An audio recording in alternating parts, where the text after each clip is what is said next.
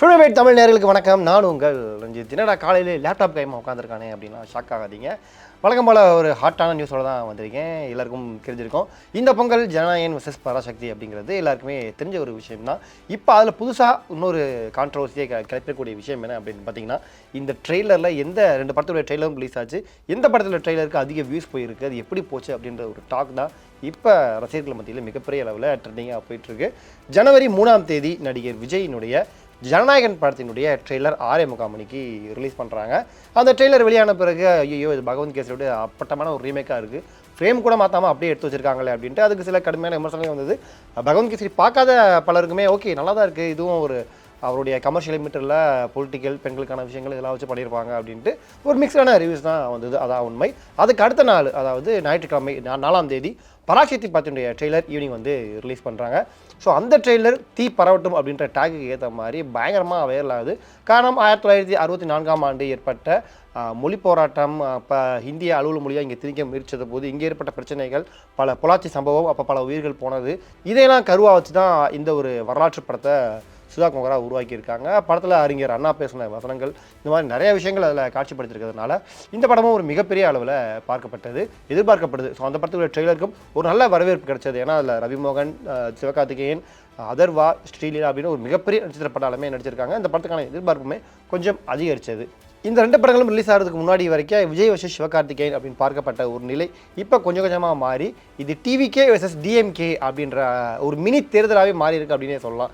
காரணம், விஜய் எல்லா மேடையிலையும் சொல்கிறது தான், ஒன்று டிவிகே இன்னொன்று டிஎம்கே, இவங்க ரெண்டு பேருக்கு நடுலாம் போட்டி அப்படின்னு சொல்லுவார்ல, அதே மாதிரி இது ஒரு மினி தேர்தலாக. ஏன்னா விஜயோடைய படமுமே அரசியல் வாடைகள், அதாவது ஜனநாயகன் படத்தில் அரசியல் விஷயங்கள் நிறைய ரொம்ப நிரம்பி இருக்குது. அவரே சாட்டை எடுத்துகிட்டு ஊழல் பண்ணுறதுக்கு ஆட்சிக்கு வரீங்க அப்படின்லாம் அடிக்கிறாரு. மக்களுக்கு நான் நல்லது பண்ணுவேன், இனிமேல் என்னால் தடுக்க முடியாது, ஐ எம் கம்மிங் அப்படின்லாம் சொல்கிறாரு. ஸோ இதுலேயும் பொலிட்டிக்காக நிறைய விஷயங்கள் பண்ணியிருக்காங்க. பராசக்தி முழுக்க முழுக்க திராவிட அரசியல் வந்து தோன்றிய காலகட்டம் அதுதான். அப்போ தான் நல்லா அவங்களுடைய பிரச்சாரம்லாம் மக்கள்கிட்ட போய் சேர்ந்தது. அதுக்கு பிறகு தான் திராவிட ஆட்சியே தமிழ்நாட்டில் வர ஆரம்பிச்சது 1964 பிறகு. ஸோ இப்படி ஒரு மிக முக்கியமான ரெண்டு படங்கள், திமுக சார்பாக பராசக்தி, டிவிகே சார்பாக ஜனநாயகன் அப்படின்னு கூட நாம் சொல்லலாம். இப்போ ட்ரெய்லர் ரிலீஸ் ஆயிடுச்சு. ஸோ ஃபஸ்ட்டு ட்ரெய்லரில் வந்து எப்போவுமே விஜய் படம் தான் ட்ரெய்லரை அதிக ரெக்கார்டு வைக்க முடியுங்கிறது எல்லாருக்குமே தெரியும். இப்போ வர 39 மில்லியன் பார்வைகள் இந்த ஜனநாயகன் படத்துக்கு கிடைச்சிருக்கு. அந்த படத்துக்கு அடுத்த நாள், அதாவது 3ஆம் தேதி ஜனநாயகன் ட்ரெய்லர் ரிலீஸ் ஆகுது. 4ஆம் தேதி தான் பராசக்தி படத்துடைய ட்ரெய்லர் ரிலீஸ் ஆகுது. ஆனால் பராசக்தி படத்துடைய ட்ரெய்லருடைய வியூஸ் பார்த்தீங்கன்னா இப்போ 41 மில்லியன் வந்துருச்சு. ஸோ இதை பார்த்த பலருக்குமே இப்போ ரொம்ப ஷாக் ஆகிறாங்க, எப்படி இது நடந்தது, எப்படி இது பாசிபிள்.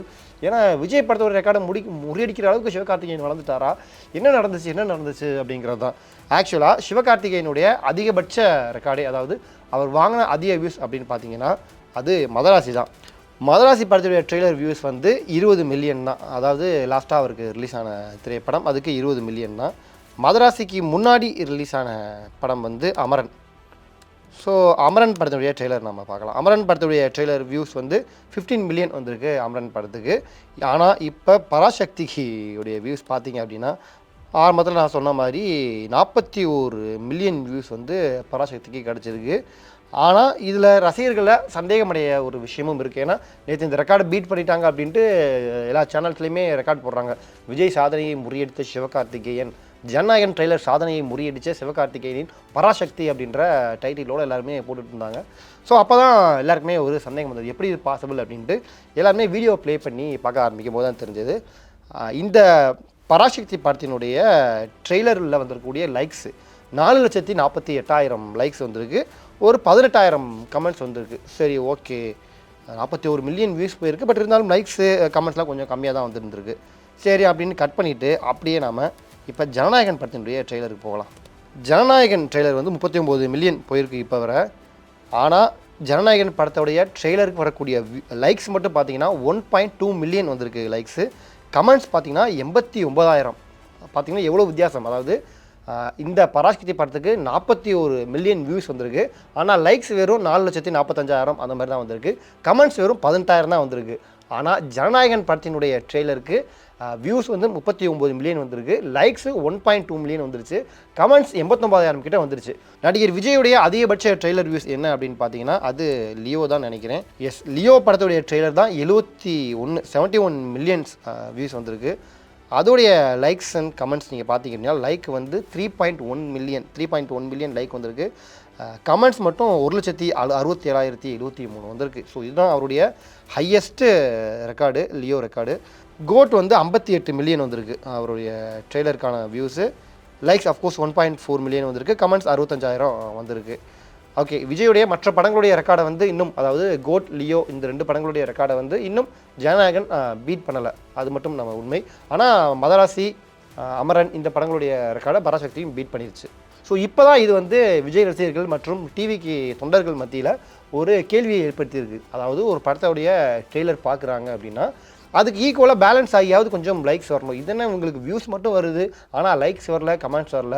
விஜய் படத்துக்கு அஃப்கோர்ஸ் ஜனநாயகனுக்கு வந்து உங்களுக்கு ட்ரெய்லருக்கான வியூஸே 39 மில்லியன் தான் வந்திருக்கு. ஆனால் உங்களுக்கு லைக்ஸும் கமெண்ட்ஸும் இதை விட அதிகமாக தானே வந்திருக்கு. இந்த இது எப்படி இது அனலிஸ்டிக்கே தப்பாக இருக்கே, இது சரியில்லை, ஏதோ பண்ணியிருக்காங்க அப்படின்ட்டு விஜய் மற்றும் விஜய் ரசிகர்கள் மற்றும் டிவிகே தொண்டர்கள் வந்து இவங்க ஏதோ ஸ்கேம் பண்ணுறாங்க, என்னமோ ஒன்று விஜய் ரெக்கார்டை முறியடிக்கணும், எல்லாத்தையுமே இவங்க இதில் தான் ஜெயிக்கணும் அப்படின்ற ஒரு ஆட்டத்தை இங்கே அவங்க ஆரம்பிச்சிட்டாங்க, இப்போவே போய் சொல்ல ஆரம்பிச்சிட்டாங்க அப்படின்ற மாதிரி விஜய் ரசிகர்கள் வந்து தங்களுடைய கோவங்களை ஆன்லைனில் வெளிப்படுத்த ஆரம்பிக்கிறாங்க. இதுவும் நாம் பார்க்க முடியும். பட் இதில் எது உண்மை எது பொய் அப்படிங்கிறது நமக்கு தெரியல. டெக்னிக்கல் டீம்கிட்ட உட்கார வச்சு பேசினா தான் அவங்களுக்கு தெரியும். இது ஒரு பக்கம் இருக்க, இன்னொரு பக்கம் சென்சார். இந்த சென்சார் அப்படின்ற ஒரு விஷயம் 2 படத்துக்குமே இன்னும் வழங்கப்படலை. பராசக்திக்கு யூஏ கொடுத்துருவாங்க அப்படின்னு சொல்லப்படுது. அதுக்கு ஆல்மோஸ்ட் ப்ராசஸ் எல்லாம் முடிஞ்சு இன்றைக்கி அனௌன்ஸ் பண்ணிடுவாங்க அப்படின்னு சொல்லப்படுது. ஆனால் ஜனநாயகன் திரைப்படத்துக்கு இப்போ வர சென்சார் சர்டிஃபிகேட் கொடுக்கவே இல்லை. யூஏ கொடுத்துடலாம், அவங்க ஏன் இன்னும் கொடுக்காம வச்சுருக்காங்க, ஏன் இன்னும் இது பண்ணுறாங்க அப்படின்ற ஒரு கேள்வியை விஜய் ரசிகர்கள் தொடர்ந்து இது பண்ணிக்கிட்டே இருக்காங்க. அதாவது ஒரு விஜயுடைய படத்துக்கு பிரச்சனைகள் வர்றது சகஜம்தான்.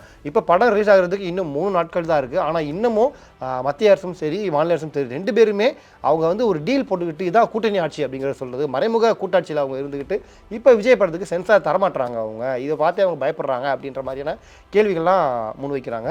இன்னும் பராசக்தி படத்தில் நிறைய வசனங்கள் வந்து கொஞ்சம் இதுவாக இருக்குது அப்படின்றதுனால அதெல்லாம் கொஞ்சம் கற்பனை சொல்லியிருக்காங்க. ஸோ அதெல்லாம் முடிஞ்சு யூஏ இன்றைக்கி வந்துடும் அப்படின்னு எதிர்பார்க்கப்படுது. ஆனால் ஜனநாயகனுக்கு இன்னும் அது வரல. அதை கிடப்பில் போட்டிருக்கிறது வந்து விஜய் ரசிகர்கள் மத்தியில் ஒரு மிகப்பெரிய கேள்வி எழுப்பியிருக்கு.